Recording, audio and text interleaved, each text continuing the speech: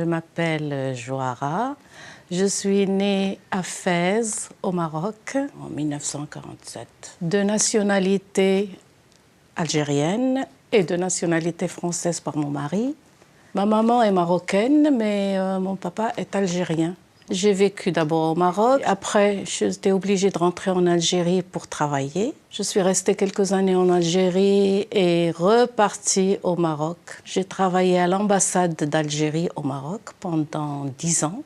Après, je suis repartie en Algérie avec toute la famille, mais j'ai travaillé un petit peu dans l'administration algérienne et après chez Total Algérie.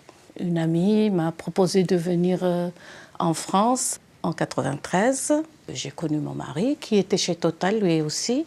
On s'est mariés très vite. On a eu quand même quelques difficultés pour se marier. C'était le temps de Pasqua. C'était pas un mariage blanc, c'était un mariage d'amour d'ailleurs qui a duré et qui dure toujours. Et une fois à Paris, c'est différent. J'étais au chômage et c'est là où j'ai passé une année de cuisine de CAP dans une grande école. J'ai travaillé dans 2 ou 3 restaurants à Paris. Après, il y a mon mari qui a eu sa retraite et il voulait plus rester à Paris.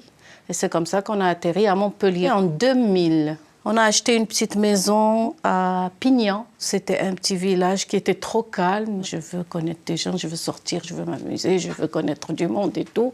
On a décidé de vendre cette maison pour s'installer à Sète définitivement en 2003.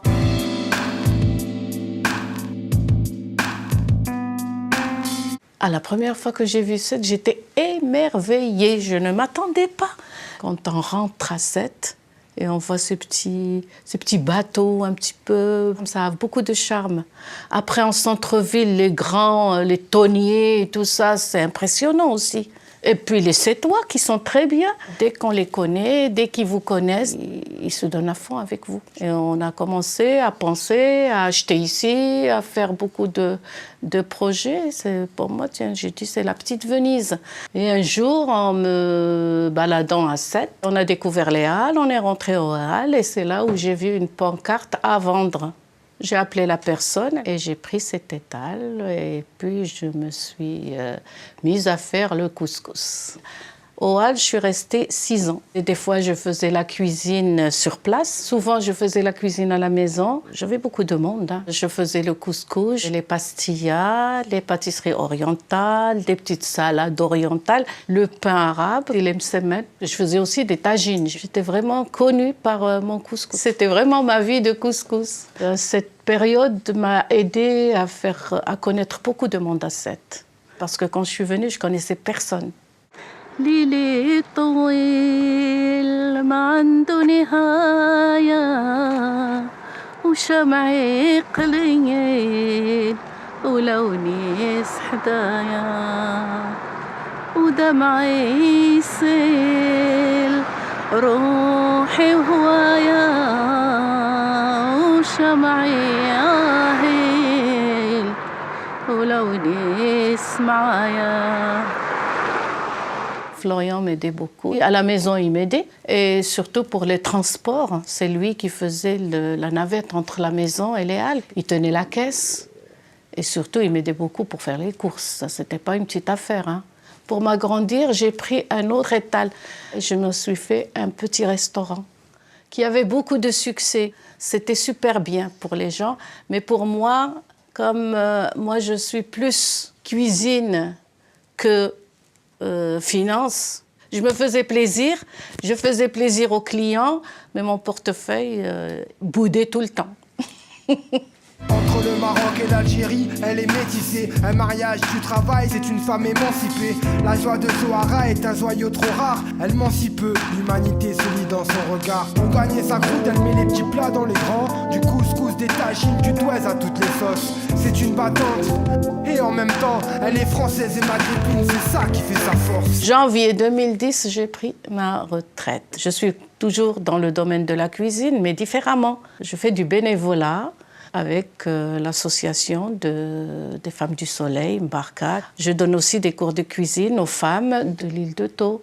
J'aide comme je peux, parce que c'est pas facile, hein. Ce qui me fait le plus, un petit peu mal, c'est que quand j'étais au Halles, les maghrébines ne venaient jamais vers moi. Oui, c'est vrai que pour elle, le couscous, c'est rien du tout, mais pour moi, c'était quelque chose qu'elle vienne vers moi, qu'on discute, qu'on parle de notre culture. Quand j'ai arrêté la cuisine, j'ai découvert l'association de Mbarka, et puis c'est elle qui m'a introduite, mais vraiment bien à l'île de Thôme. Je suis très contente d'avoir connu tout ce monde, parce que c'est un monde très riche. C'est des femmes qui sont très riches, qui donnent beaucoup.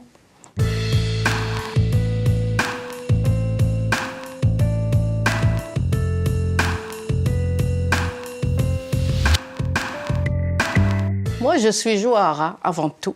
Moi, je ne me sens pas du tout immigrée. Moi, je suis bien intégrée, je suis bien dans ma peau. Je ne pourrai jamais l'oublier. Le Maroc, c'est ma terre. L'Algérie aussi, c'est mon pays parce que c'est mon sang. Ma ville est Sète. J'ai beaucoup de souvenirs, j'ai beaucoup d'amis, j'ai beaucoup de connaissances. Et mes enfants sont là à Sète, ils s'y plaisent. Ma famille, si elle veut, elle vient me voir. Hein. Moi, je reste. Pour l'instant, je reste.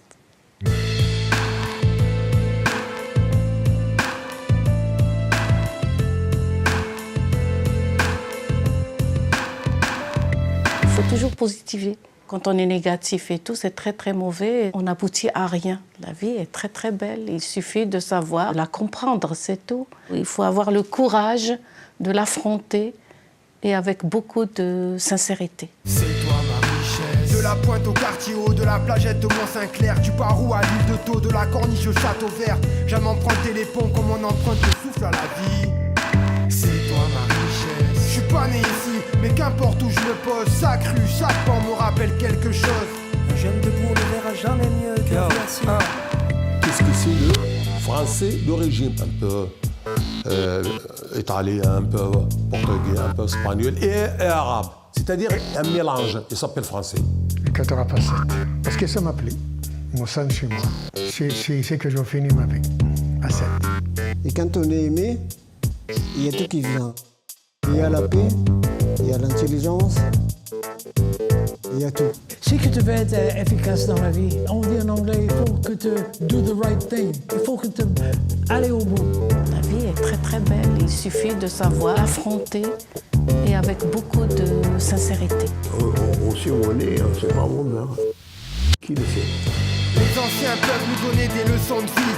Un vieillard qui meurt, c'est une bibliothèque qu'on détruit. La sagesse s'acquiert peu à peu et avec l'âge agrandit l'horizon et donne une vision plus large. Nos pères ne montrent pas leur peine, assument leur choix. C'est pour ça qu'à table, ils ont la place du roi. Nos mères sont des reines, si peu couronnées et sans aucune condition, elles savent nous aimer. C'est toi ma richesse, je pourrais en faire des preuves, car j'aime cette ville qui m'a vu vieillir, construire ma vie et me battre pour chaque petite chose. À l'heure du bilan, j'aurais tellement à dire. Tout en haut du Saint-Clair, j'ai la vue sur les temps. Et je sais qu'il est temps d'aller voir la mer aussi souvent que je peux. Et sans être amer, aimer, chérir, apprendre à donner tant que je suis vivant. Attaché par le soleil et ces terres du sud, comment te dire qu'on est bien à 7? L'île singulière, son accent et toutes mes habitudes. On apprend tout, mais surtout apprécier les choses simples. On aime la vie, même si j'ai travaillé trop dur. Je suis béni, et je suis toujours un gosse certes.